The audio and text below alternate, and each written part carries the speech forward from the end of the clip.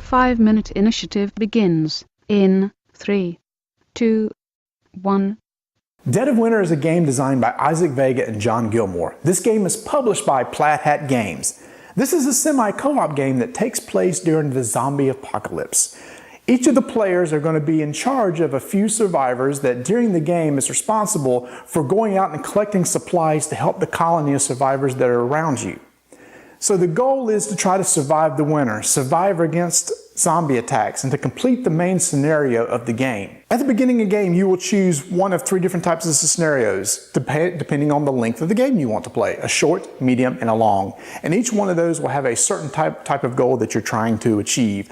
Also at the beginning of the game, you're given 4 characters to choose from. You choose 2 of those to play with at the start of the game. In addition, and here's where the semi-co-op part goes in, each one of you is given a secret objective. The people who are trying to help the colony must try to complete the main objective, plus one additional objective that's secret to everybody else. In order to win the game, you must do both.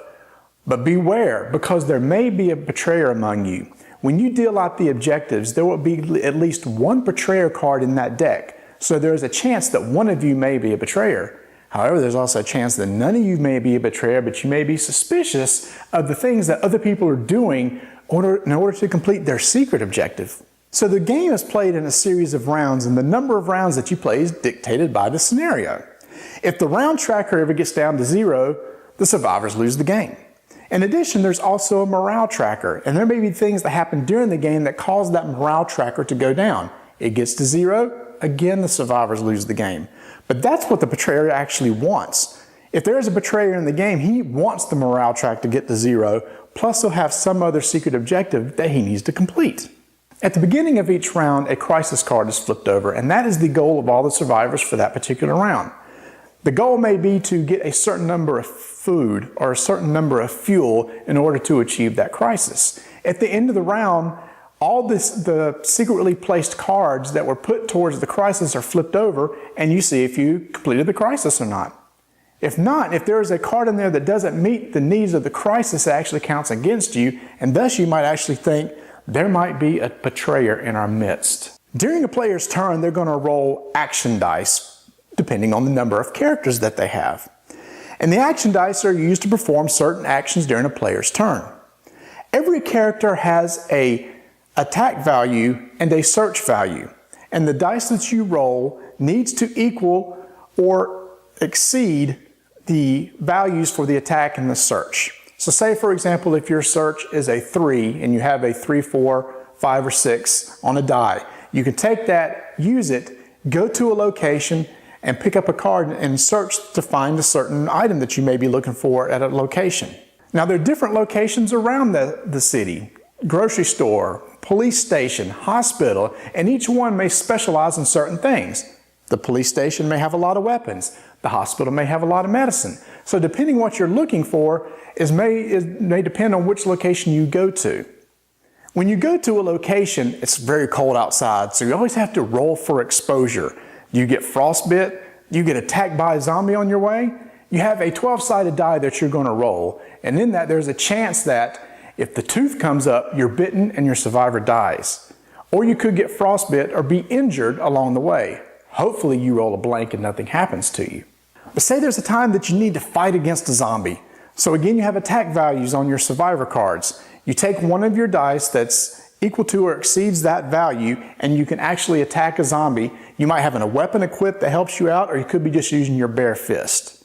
However, after you attack a zombie, you also have to roll the exposure die, because you never know. When you're attacking a zombie, you actually could get bit and it could affect you. The game continues like this in this series of rounds, again with the whole goal to meet the main objective. And at the end of each round, you always check to see if the objective has been complete yet. So what happens is this game tends to be a lot like the TV show Walking Dead. The survivors are kind of working against themselves or questioning each other. Are you really trying to help this group? What was your motive for going to that particular location when we need you to go to this location? Is there a betrayer in our midst? It's almost as if the zombies are there and you need to deal with them, but that's really not your main concern. It's all those other people around you that you somewhat need to worry about. There's one other aspect about this game that's really cool, and that's the crossroads card.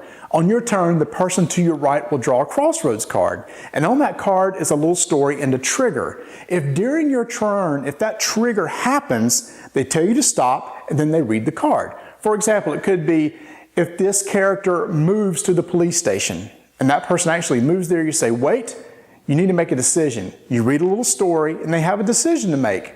Option 1, option 2, or it could be a group vote.